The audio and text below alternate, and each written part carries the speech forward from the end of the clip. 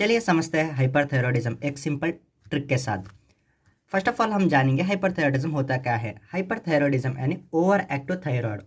Over active यानी हद से ज़्यादा काम करता है थायराइड ग्लैंड, जिससे क्या होता है T3 और T4 जो दो हार्मोन्स रहते हैं इसका लेवल इंक्रीज हो जाता है, यानी T3 T4 हार्मोन का लेवल इंक्रीज होता है। आपने देखा होगा हाइपरथायरॉयडिज्म पेशेंट हमेशा स्वेटिंग करता रहता है, यानी बहुत पसीना आता रहता है। इसके लिए आपको स्वेटिंग वर्ड याद रखना है, SWEATING स्वेटिंग। चलिए समझते हैं। जैसे से होता है स्वेटिंग। हाइपरथायरॉयडिज्म पेशेंट हमेशा स्वेट करता रहता है, यानी बहुत पसीना आता रहता है, स्वेटिंग। नेक्स्ट W से वेट लॉस। वेट लॉस यानी पेशेंट का बहुत सा वेट घट जाने लगता है, बिना कोई रीज़न का वेट घटने लगता है, उसे हम वेट लॉस कहते हैं। इसे इमोशनल इंस्टेबिलिटी। इमोशनल इंस्टेबिलिटी यानी बार बार चिढ़ना, छोटे छोटे बात पर चिढ़ना, हमेशा गुस्सा आना, ये सब हाइपरथायरॉयडिज्म पेशेंट में होने लगता है, इसलिए हम इमोशनल इंस्टेबिलिटी कहते हैं।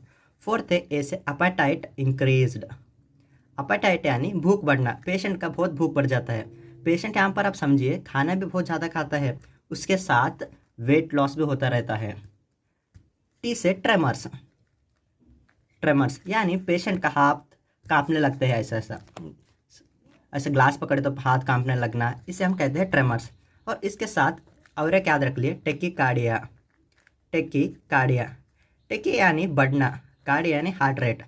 यहाँ पर पेशेंट का हार्ट रेट बढ़ जाता है, हद से ज़्यादा हार्ट रेट बढ़ता है, इसे हम टेकीकार्डिया कहते हैं। नेक्स्ट समझते हैं आई से intolerance to heat. Intolerance to heat यानी हीट को टॉलरेट नहीं करता है पेशेंट। एन से नर्वसनेस, बहुत नर्वसनेस दिखाई देता है पेशेंट के फेस पर, बहुत नर्वस हो जाता है। जी से गॉइटर, जो गॉइटर के साइंस एंड सिम्टम्स रहते हैं वो भी दिखाई देने लगते हैं। गॉइटर यानी जो नेक का रीजन रहता है वहाँ पर स्वेलिंग होता रहता है, इसे हम गॉइटर कहते हैं। बस आपको स्वेटिंग वर्ड याद रखना है और ये निमोनिक याद रखना है। चाहे तो आप इसका स्क्रीनशॉट भी ले सकते हो। मिलते हैं अगले वीडियो में। Take care, good bye.